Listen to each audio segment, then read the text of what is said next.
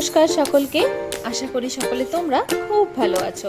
আমার নতুন একটা ব্লগে তোমাদের সবাইকে স্বাগত। আর আমার ভিডিওটা দেখার আগে আমার চ্যানেলটাকে অবশ্যই সাবস্ক্রাইব করে দিও আর বেল আইকনটা প্রেস করে রাখতে ভুলো না, তাহলে আমার ভিডিওগুলো সবার আগে তোমার কাছে পৌঁছে যাবে।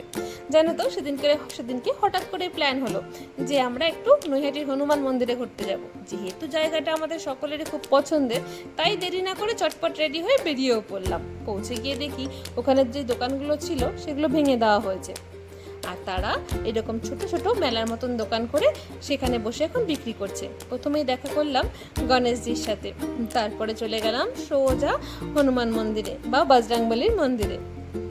ওখানে জানো তো আমাদের যে বজরংবলী মন্দিরের ঠাকুরটা আছে সেটা কিন্তু শয়ন অবস্থাতেই আছে। শুনেছি যখন মাটি খুঁড়ে এই মূর্তিটা পাওয়া যায় তখন নাকি এই অবস্থাতেই ছিল, আর তখন থেকেই এই মন্দিরে এইভাবেই পুজো করে আসছে সব আশেপাশের লোকজন বা তাদের ভক্তরা। আর এই মন্দিরটা কিন্তু বেশ জাগ্রত, অনেকেই অনেক দূর দূর থেকে এখানে পুজো করতে আসেন। জানো তো এই মন্দিরে গিয়ে একটা জিনিস দেখে আমার খুব ভালো লাগলো।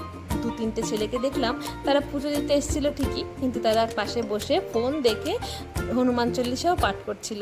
দেখে মনটা না একটু ভালোই হয়ে গেল বলতে পারো। আর এখানে সেদিন একটা কোনো অনুষ্ঠান ছিল, প্রসাদ বিতরণ হচ্ছিল, সেখানে ছিল লম্বা লাইন, আর পাশাপাশি কীর্তনও হচ্ছিল। যাই হোক, এই দিন কিন্তু আমার আরেকটাও মনোকামনা পূর্ণ হলো। সেটা হলো অনেক দিন ধরে ভাবছিলাম যে আমি খাটুশ্যাম বাবার দর্শন করব, কিন্তু তোমরা তো জানোই যে খাটুশ্যাম বাবার মন্দির আমাদের এই ওয়েস্ট বেঙ্গলে সচরাচর দেখা যায় না, তাই আমি ওনার মন্দিরও দেখতে পাচ্ছিলাম না, আর ওনার দর্শনও আমার করে ওঠা হচ্ছিল না। কিন্তু সেদিনকে আমি অনেকদিন পর বজরংবলী মন্দিরে গিয়ে দেখতে পাই বাবা খাটুশ্যামের মন্দির ওখানেই আছে। আর জেনে তো মনটা আমার খুশিতে ভরে গেল। আমি চটপট ওই মন্দিরে গেলাম, বাবা খাটুশ্যামের দর্শন করলাম, তার প্রসাদ পেলাম। সবটা মিলে জানো তো মনে হলো সন্ধ্যেটা আমার একদম পরিপূর্ণ হয়ে গেল।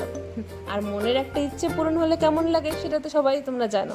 আর পাশেই ছিল রাধা গোবিন্দর মন্দির, সেখানে প্রণাম করলাম। তারপরে ছিল এখানে রাম, সীতা আর লক্ষ্মণের মন্দির, সেখানেও দর্শন করে সোজা চলে গেলাম আমরা মা অন্নপূর্ণা মন্দিরের দিকে।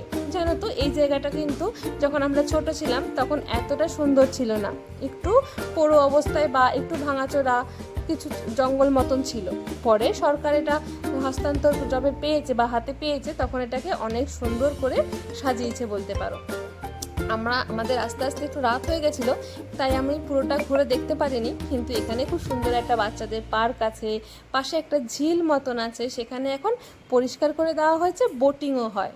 আর এখানে জানো তো বেসমেন্টে বাবা ভোলানাথের একটা মন্দির আছে, যেখানে সবাই নিচে গিয়ে জল ঢালে, আর ওপরে সিঁড়ি দিয়ে উঠে আছে বাবা ভোলেনাথ আর মা অন্নপূর্ণার একসাথে একটা মন্দির, সেখানে তারপরে সবাই পুজো দেয়। আর মন্দিরের আশেপাশে বা দেওয়ালের আঁকিবুকি বা তোমরা যেটা বলো মূর্তি বলো না কেন, সেগুলো দেখে বুঝতেই পারছো এই মন্দিরটা কতটা পুরনো।